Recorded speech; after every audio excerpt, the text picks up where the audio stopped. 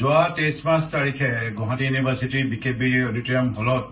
আমাৰ 36 mister Saraighat 2025 classic body building championship অনুষ্ঠিত হৈ যায় আৰু এই প্ৰতিযোগিতা খুব সুন্দৰভাৱে অনুষ্ঠিত হৈছিল আৰু সেই প্ৰতিযোগিতাখনৰ মেমৰিখিনি ধৰি ৰাখিবৰ কাৰণে আমি এখন ছবিনাৰ উলিয়াইছো আৰু ছবিনাৰখন আজি আমি আনুষ্ঠানিকভাৱে ৰাজ্যৰ আগলৈ ওলাই দিম আমাৰ খেলুৱৈসকলৰ আগলৈ ওলাই দিম আৰু আমাৰ সন্থাৰ সভাপতি মাননীয় শ্ৰী বনজ্যোতি কাদিন্যক মই আজি ড্ৰিম ৱেব ষ্টুডিঅ'ৰ মজিয়াত আজি আমাৰ এই ছবিনাৰখন উন্মোচন কৰাৰ বাবে মই অনুৰোধ জনাইছো লগতে আমাৰ লগত আছে আমাৰ এবাৰৰ মহিলা চেম্পিয়ন মিছ চৰাইঘাট বৰ্ণালী বসুমতাৰী আৰু মিষ্টাৰ চৰাইঘাট আসাম আৰু মিষ্টাৰ চৰাইঘাট মূল যিটো টাইটেল এই টাইটেলৰ অধিকাৰী ৰিংকু দাস এই দুগৰাকী আমাৰ লগত আছে লগতে আমাৰ আছে বিশাল আমাৰ সহযোগী মই মনোজ্যোতি কাদিন্যক অনুৰোধ জনাইছো এইখন আমি মুকলি কৰি দিব লাগিব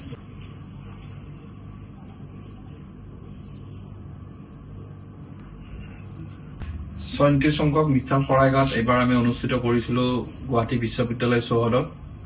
আমাৰ ভৱদায়ে মোক এটা গধুৰ দায়িত্ব দিছিলে এনেকুৱা এখন আন্তঃৰাষ্ট্ৰীয় পৰ্যায়ৰ খেল এখন চলাবলৈ মই প্ৰথম অলপ নাৰ্ভাছো হৈছিলো য'ত ভাৰতবৰ্ষৰ প্ৰেমচন্দ ডেগৰা বহুত নামী দামী খ্যাতি সম্পন্ন খেলুৱৈ আহিছিলে তো তেনেকুৱা এখন মঞ্চত এনেকুৱা এখন খেল অনুষ্ঠিত কৰাটো বহুত কথাই থাকে আৰ্থিক কথা থাকে তাৰ পিছত মেনেজমেন্টৰ কথা থাকে বা কেনেকে গোটেই খেলুৱৈবোৰক সুকলমে পৰিচালনা কৰা যায় বহুত ধৰণৰ বহুত দিশ থাকে কিন্তু তথাপিও আমি ভাবিছো যে 37 সংখ্যকটো আমি সুকলমে কোনো ধৰণৰ বেমেজালি নোহোৱাকৈ ভালকৈ আমি সাকসেসফুল কৰিলো কোনো একো অসুবিধা পোৱা নাই বা কোনো খেলুৱৈ হওক বা কোনেও পোৱা নাই আৰু আমাৰ অসমৰ পৰা যেহেতু প্ৰথম পুৰস্কাৰটো একেতে পালে ৰিংকু দাস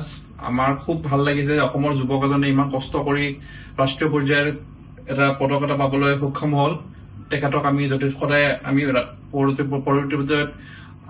আন্তঃৰাষ্ট্ৰীয় পৰ্যায়ত বা আৰু পৃথিৱীৰ বহুত এতিয়া আমাৰ খেলা আছে তাত অসমক হয় বা ভাৰতবৰ্ষক প্ৰতিনিধিত্ব কৰিব বুলি আমাৰ আশা থাকিলে আৰু বিশেষকৈ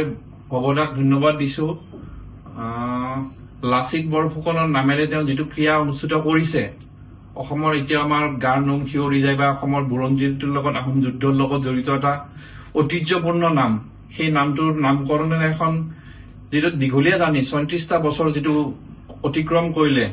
যথেষ্ট অসমবাসীৰ কাৰণে গৌৰৱৰ কথা আৰু আমাৰ সদায় শুভেচ্ছা থাকিল তেওঁ সকলোমে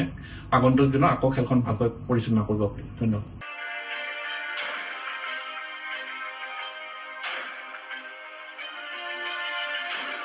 ফিজিক্যাল এডুকেশন বিষয়ত ডিগ্ৰী পাঠ্যক্ৰমৰ কাৰণে অসম তথা উত্তৰ পূৰ্বাঞ্চলৰ প্ৰথমখন শিক্ষানুষ্ঠান অভিৰুচি ইনষ্টিটিউট অফ ফিজিক্যাল এডুকেশন 2 বছৰীয়া ফিজিক্যাল এডুকেশনৰ বিপিএড পাঠ্যক্ৰম আৰু 4 বছৰীয়া বিপিএছ পাঠ্যক্ৰমৰ বাবে নামভৰ্তি চলি আছে বিতংকৈ জানিবৰ বাবে আজি যোগাযোগ কৰক যোগাযোগৰ নম্বৰসমূহ হৈছে 9435100098 7002233540 88765210098 website www.aipguwahati.in